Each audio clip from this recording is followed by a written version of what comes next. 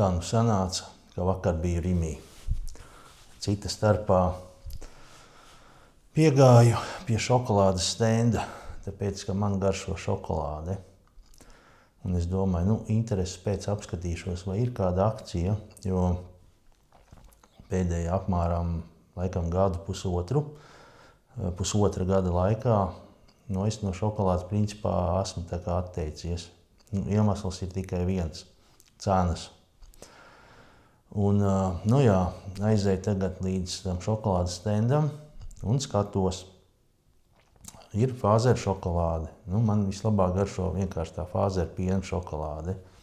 Kaut gan pirms 5 gadiem, kad vēl bija tā pandēmija, bija mums ienākusi Fāzera šokolāde ar Domino cepumiem. Ar tādām tā kā samalti cepumi, sabērsti un kopā ar šokolādi bija ļoti garšīgi. Man ļoti patika, es viņu pirku. Žēl, ka viņu vairāk nav. Līdz ar to es tagad nopērku piena šokolādi.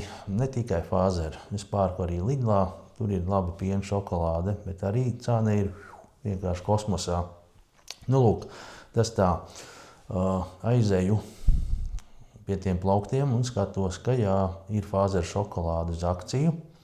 Cena par 200 gramīgo tāfeli ir ar visu akciju 4,99, ja nemaldos bija. Vai 4,90 vai 4,99.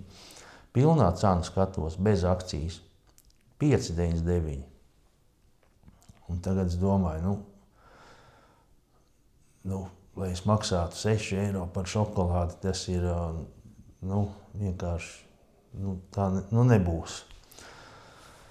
Atceros, ka atvērās Lidls 21. gadā, tad es pirku tur to piena šokolādi. Viņiem ir tāda arī 200 gramīga. Ļoti labi īstenībā. Man patīk kvalitāte, garša, viss tur ir forši. Un toreiz tā cena bija 1,29 €. Paiet kaut kādi tur mēneši, 3, 4, varbūt pusgads.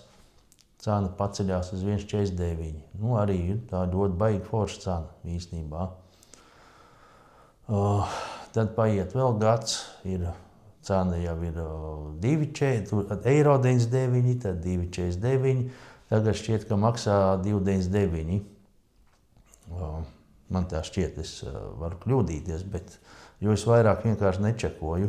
Ko es gribēju pastāstīt par to visu šajā sakarā? Kā mainās cilvēku ieradumi? Tas stāsts ir tāds, ka, piemēram, man garšoja šokolāde, ko es ēdu regulāri. Es nesaku katru dienu, bet regulāri. Principā reizēm gandrīz arī katru dienu.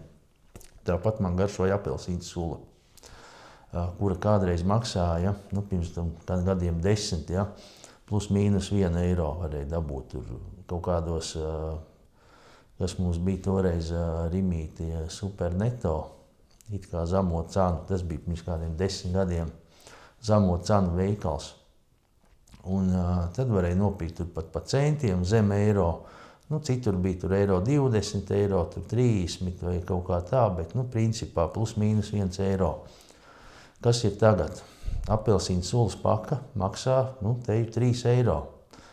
Tā cena ir tāda, kāda tā bija tai sulai tajā laikā, tādai sulai, kas ir ne no koncentrāta, kad viņi izspiež sulu, pasterizē viņu, lai pudelēs vai tetrapakās. Viņi, var sakot, ir izspiest sula, tāda bez nekādām piedevām, kas man patīk. Arī to apelsīnu sulu es esmu pārstājis dzert. Un ko es gribēju teikt ar to visu, ir tas, cik ļoti ir interesanti tas, kā mainās tie ieradumi. Un vienkārši es atceros, ka es to šokolādi apzināti pārstāju pirkt. Es domāju, es tādu naudu nemaksāšu, tas ir ārprāts vienkārši. Es viņu pārstāju pirkt. Es domāju, pirkšu reizi mēnesī, vai 2 reizes mēnesī, vai 1 reizi mēnesī. Es varu mierīgi atļauties tur arī kaut vai 5 eiro maksāt par to šokolādi. Un paiet kaut kāds laiks, un es vienkārši saprotu, ka es esmu aizmirsis to šokolādi nopirkt. Es esmu aizmirsis vienkārši apskatīties pat uz to šokolādi. Tieši tas pats ir ar apelsīnu sulu. Ja? Nu, es viņu pārstāju pirkt un ar laiku to vienkārši aizmirsti. Un ko es redzu tagad, ka veikalnieki nedaudz tās cenas ir pazeminājuši, bet tie ieradumi jau no tā nemainās. Es vairāk viņu tā nepārku. Tas ir interesants moments.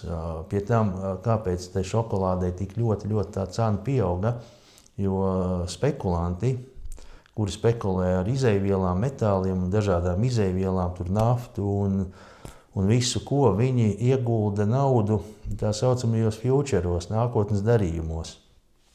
Nu, un bija uzspekulējuši to, ka kakao cena pirms 10 gadiem, tas apmēram tā līkne pa gadiem gāja plus mīnus vienā, tie bija $2000 laikam vai eiro par tonu.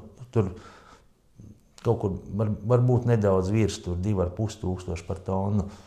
Un tad pagājušajā gadā viņa, 24. sāka strauji iet augšā, un pagājušajā gadā sasniedza pīķi, tie bija tur virs 15,000, šķiet, ka bija, respektīvi kādas 5 reizes tā cena pieauga. Loģiski, ka cilvēki vienkārši pārstāja pirkt to, jo tas vairs nav, tas nav tāds pamatprodukts.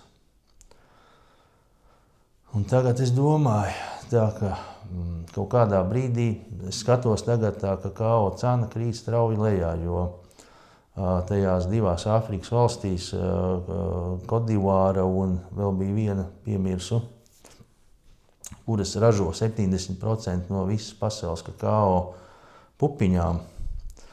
Viņas ir paziņojušas, ka tagad ir labs gads, tā kā ir laba raža beidzot atkal un tā. Iespējams, ka toreiz bija slikta raža, bet tā cena nevar taču pieaugt tik ļoti.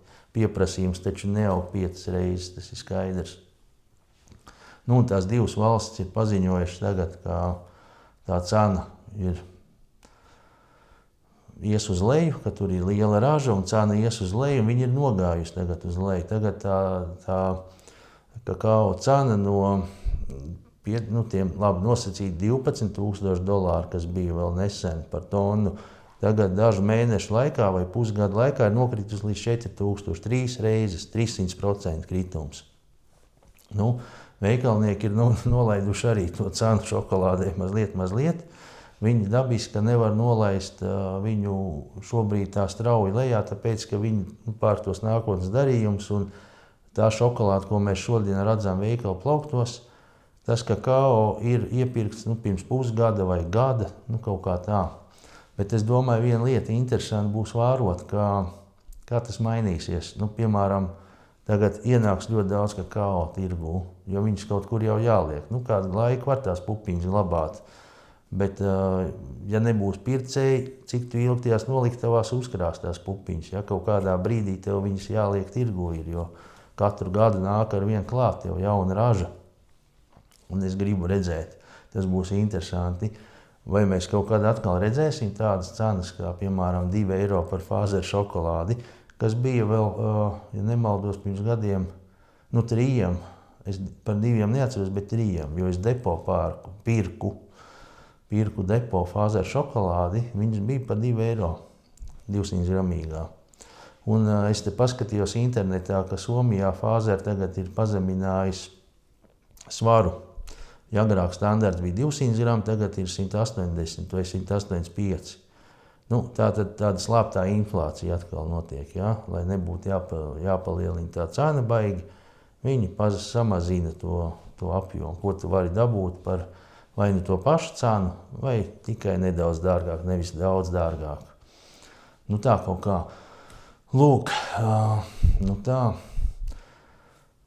tā izpaužās tas. Tā ir mana atbilde, un es domāju, ļoti daudziem cilvēkiem, es te skatījos internetā, bija cilvēki raksta, kas ir tie produkti, no kuriem jūs atteicāties. Ja?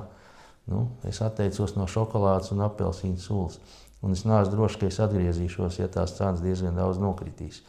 Un, ja jūs esat noskatījušies jau tik tālu, būtu interesanti ierakstiet komentāros, kā ir jums, vai jums ir kaut kādi produkti, no kuriem jūs dēļ cenas esat atteikušies un vairāk nelietojat un neesat droši, ka jūs pie tiem atgriezīsieties tad, kad cena atkal nonāks lejā.